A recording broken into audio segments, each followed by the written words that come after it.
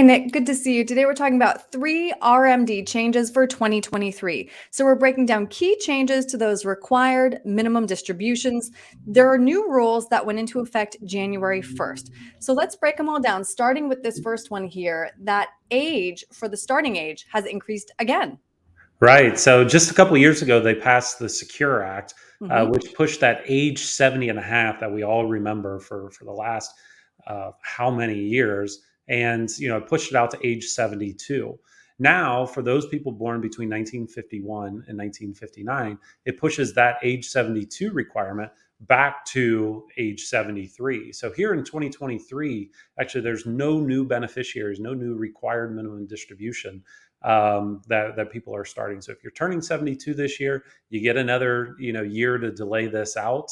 If you're born after 1960, it even pushes it farther out to age 75. So Okay.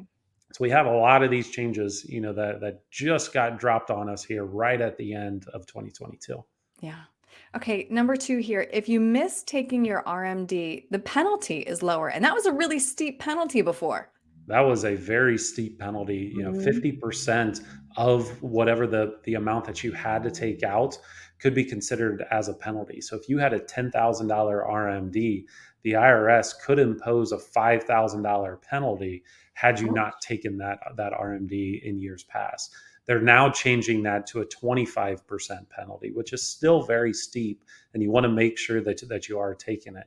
You can go about correcting that penalty or correcting that distribution as well, and they'll reduce that penalty down to 10%, which is still very steep, in my opinion. Make sure that you take those RMDs. It's something you got to do each and every year until the IRA is gone, or until the IRA owner has passed away. Right. Okay, number three here, some changes to inherited accounts. And Nick, this is incredibly complicated. What do we need to know here? Right. So not only has the IRS, changed the tax laws and everything on inherited accounts, of course they've muddied the water even farther with this. So it was always, very difficult to figure out, how to take a inherited account. Can I continue it on? Do I have to take distributions? Does it have to be paid out within 5 years, 10 years, or a lifetime? Now all of a sudden they've created multiple groups of, you're either a eligible, designated beneficiary, or you're a non-spouse beneficiary, non-designated.